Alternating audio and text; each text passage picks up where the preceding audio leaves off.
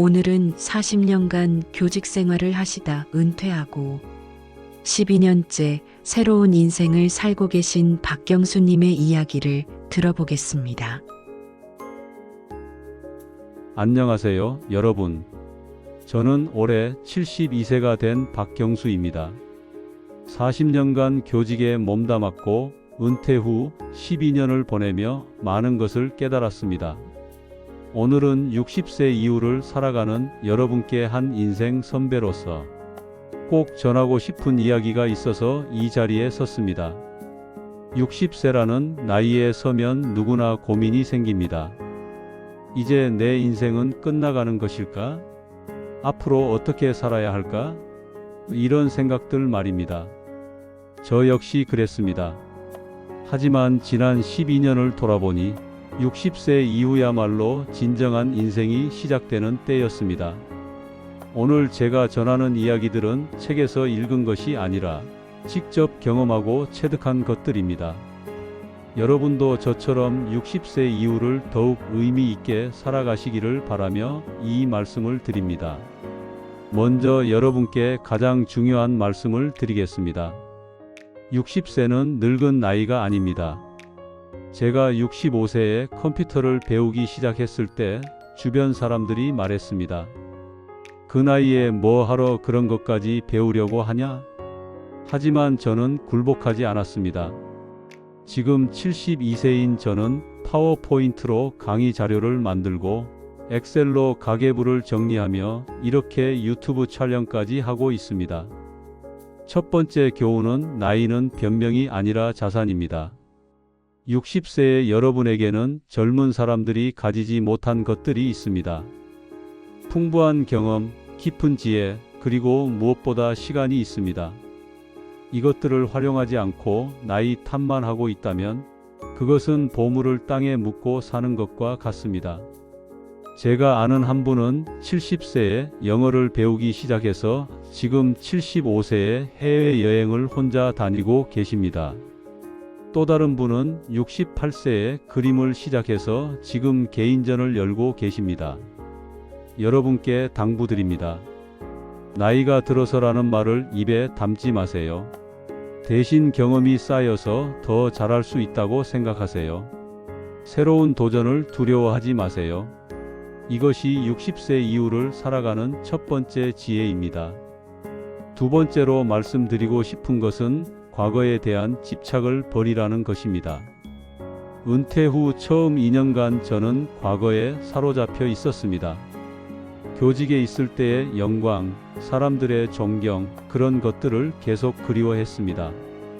내가 예전에는 얼마나 바쁘고 중요한 사람이었는데 하면서 말입니다. 하지만 어느 날 깨달았습니다. 과거에 머물러 있으면 현재를 잃는다는 것을 말입니다. 두 번째 교훈은 과거는 경험이지 감옥이 아닙니다. 과거의 성취에 안주하지 마세요. 과거의 실패에 좌절하지도 마세요. 과거는 여러분이 현재를 더 잘 살기 위한 자료일 뿐입니다. 제가 아는 한 기업의 전 임원은 퇴직 후 과거 타이틀에 집착하다가 우울증에 걸렸습니다. 하지만 상담을 통해 과거를 놓아주고 나서는 동네 카페에서 일하며 새로운 보람을 찾았습니다. 지금은 그 누구보다 행복하게 살고 계십니다. 실천 방법을 알려드리겠습니다. 매일 아침 오늘은 새로운 하루라고 말하세요. 과거 이야기를 줄이고 현재와 미래 이야기를 늘리세요. 예전 동료들과의 만남에서도 현재 하고 있는 일을 이야기하세요. 과거를 놓아주는 것이 두 번째 지혜입니다. 세 번째 가르침은 완벽주의를 버리라는 것입니다. 젊었을 때는 모든 것을 완벽하게 해야 한다고 생각했습니다. 회사 일, 자녀 교육, 인간관계 모든 면에서 말입니다. 하지만 60세 이후에는 이런 강박에서 벗어나야 합니다. 저는 69세에 요리를 배우기 시작했습니다. 처음에는 계란도 제대로 못 풀어서 아내가 웃었습니다. 하지만 저는 부끄러워하지 않았습니다. 서툴러도 괜찮다고 생각했기 때문입니다. 세 번째 교훈은 60세 이후는 완벽함보다 즐거움이 중요합니다. 지금 저는 요리를 즐겁게 합니다. 맛있게 만들어지면 좋고 실패해도 웃고 넘깁니다. 이것이 60세 이후의 올바른 태도입니다. 여러분께 조언합니다. 새로운 일을 시작할 때 잘해야 한다는 부담을 갖지 마세요. 실수를 두려워하지 마세요. 다른 사람의 시선을 의식하지 마세요. 60세 이후는 남에게 보여주기 위해 사는 나이가 아니라 자신을 위해 사는 나이입니다. 네 번째로 말씀드리고 싶은 것은 인간관계에 관한 것입니다. 60세 이후에는 관계가 많이 바뀝니다. 직장 동료들과는 멀어지고 자녀들은 각자 바쁜 삶을 살아갑니다. 이때 많은 분들이 외로움을 느끼게 됩니다. 하지만 이것을 기회로 삼으세요. 진정한 관계를 만들 수 있는 기회 말입니다. 네 번째 교훈은 형식적 관계를 버리고 진정한 관계를 만들어라. 저는 은퇴 후 등산을 시작하면서 새로운 친구들을 만났습니다. 이들과의 관계는 직장에서의 관계와 전혀 다릅니다. 서로의 과거 직업이나 지위는 중요하지 않습니다. 그냥 산을 좋아하고 자연을 사랑하는 사람들끼리 만난 것입니다. 관계 개선 방법을 알려드립니다. 부부 관계는 서로 다른 취미를 가져도 좋습니다. 억지로 모든 것을 함께 할 필요는 없습니다. 자녀 관계는 간섭하지 말고 지켜봐 주세요. 필요할 때만 조언하세요. 새로운 친구는 나이, 학력, 경력을 보지 말고 현재의 모습으로 사람을 만나세요. 진정한 관계를 만드는 것이 네 번째 지혜입니다. 다섯 번째는 건강에 대한 올바른 태도입니다. 60세 이후에는 건강에 대한 관심이 높아집니다. 하지만 여기서 중요한 것은 균형입니다. 너무 신경 쓰지 않는 것도 문제지만 지나치게 집착하는 것도 독이 됩니다. 저는 매년 정기검진을 받고 매일 30분씩 걷고 금연과 금주를 실천합니다. 하지만 몸에 작은 이상이 생겼다고 해서 밤잠을 설치지는 않습니다.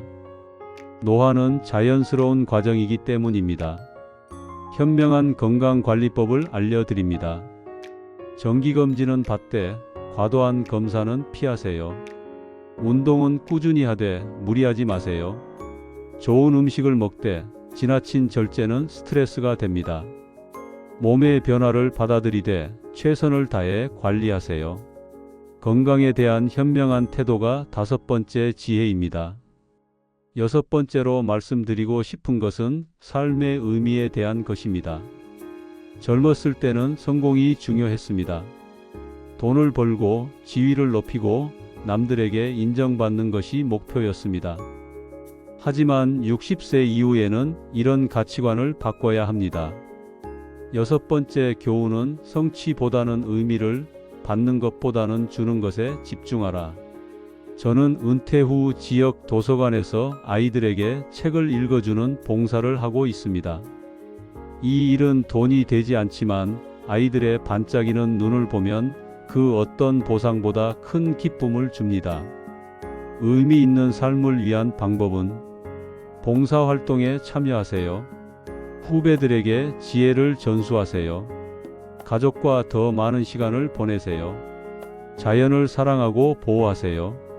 의미 있는 삶을 추구하는 것이 여섯 번째 지혜입니다. 일곱 번째는 죽음에 대한 태도입니다. 60세 이후에는 죽음에 대해 생각하게 됩니다. 친구들의 부고 소식도 들리고 자신의 건강도 예전 같지 않습니다. 하지만 죽음에 대한 올바른 태도를 가져야 합니다. 일곱 번째 교훈은 죽음을 준비하되 삶에 집중하라. 저는 유언장을 써두었고 장례에 대한 뜻도 가족들에게 전했습니다. 하지만 이것은 죽음을 기다리기 위해서가 아니라 현재의 삶을 더 충실히 살기 위해서입니다. 죽음을 준비한다는 것은 현재를 더 소중히 여긴다는 의미입니다. 언젠가는 이 세상을 떠날 것이라는 사실을 받아들이되 그렇기 때문에 오늘 하루를 더욱 의미 있게 살아야 합니다. 실천 방법은 필요한 준비는 하되 죽음에 대한 생각에 매몰되지 마세요. 매일을 마지막 날처럼 소중히 여기세요. 사랑하는 사람들에게 사랑한다고 표현하세요. 죽음을 자연스럽게 받아들이는 것이 7번째 지혜입니다. 마지막으로 말씀드리고 싶은 것은 지혜의 전수입니다. 60세 이후에 여러분에게는 젊은 사람들이 가지지 못한 소중한 것이 있습니다. 바로 경험을 통해 얻은 지혜입니다. 이것을 혼자만 간직하지 마세요. 8번째 교훈, 여러분의 지혜는 후배들에게 소중한 자산이다. 저는 지금 젊은 교사들을 위한 멘토링을 하고 있습니다. 제가 40년간 교직에서 배운 것들을 전수하고 있습니다. 이 일을 통해 제 경험이 헛되지 않았다는 것을 느끼고 큰 보람을 얻습니다. 지혜 나누기 방법은 후배들에게 조언을 아끼지 마세요. 하지만 강요하지는 마세요. 여러분의 실패 경험도 소중한 교훈입니다. 글로 남기거나 영상으로 기록해 두세요. 지혜를 나누는 것이 8번째이자 마지막 지혜입니다. 여러분, 오늘 제가 전한 8가지 가르침을 다시 정리해 보겠습니다. 1. 나이를 핑계로 삼지 마라. 60세는 새로운 시작의 나이다. 2. 과거를 놓아주어라. 과거는 경험이지 감옥이 아니다. 3. 완벽을 추구하지 마라. 즐거움이 완벽함보다 중요하다. 4. 관계를 새롭게 하라. 진정한 관계를 만들어라. 5. 건강을 현명하게 관리하라. 관리하되 집착하지 마라. 6. 의미 있는 삶을 추구하라. 주는 것에서 기쁨을 찾아라. 7. 죽음을 준비하되 삶에 집중하라. 현재를 더 소중히 여겨라. 8. 지혜를 나누어라. 여러분의 경험은 소중한 자산이다. 이 8가지는 제가 12년간 60세 이후를 살아오면서 깨달은 소중한 진리들입니다. 책에서 배운 것이 아니라 직접 체험한 것들입니다.